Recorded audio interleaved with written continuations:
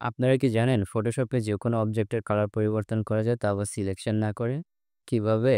দেখাচ্ছি। ক্লিক করব layers panel আইকনে। এখান থেকে অ্যাডজাস্টমেন্ট লেয়ার আইকনে ক্লিক করে এখান থেকে নিব হিউ অ্যান্ড স্যাচুরেশন অ্যাডজাস্টমেন্ট লেয়ারটি।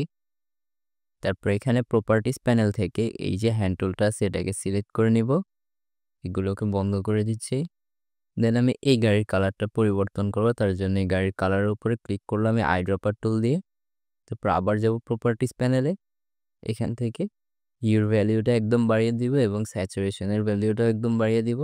এতে আমরা বুঝতে পারবো যে আমাদের কোন এরিয়াটা ইফেক্টেড আছে। যেমন এখন আমাদের কিন্তু ব্যাকগ্রাউন্ডও ইফেক্টেড আছে। তো আমরা প্রপার্টিজ প্যানেল লক্ষ্য করলে এখানে 4টা কার্সার দেখতে পাবো। এই কার্সারগুলোকে একটু ছোট করে নিব।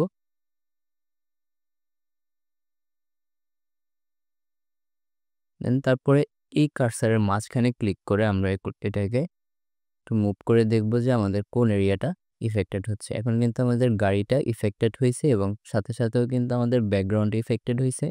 এটাকে আমরা পরে ফিক্স করে নিব। এখন আবার এটাকে বাড়িয়ে দিচ্ছি।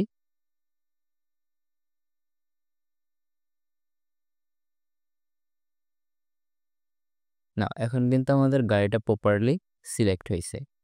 আবার এখন হিউর ভ্যালুটা 0 করে দিব এবং স্যাচুরেশনের ভ্যালুটাও 0 করে দিব।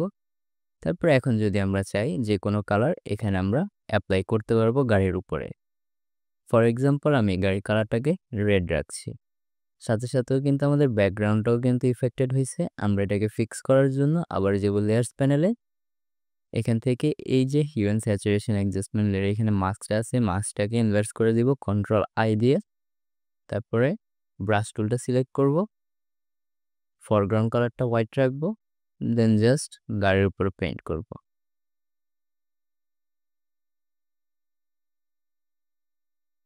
এই হচ্ছে আমাদের আফটার রেজাল্ট। আর আপনারা যদি বিস্তারিত আরও জানতে চান তাহলে এই ভিডিওটি দেখে আসতে পারেন।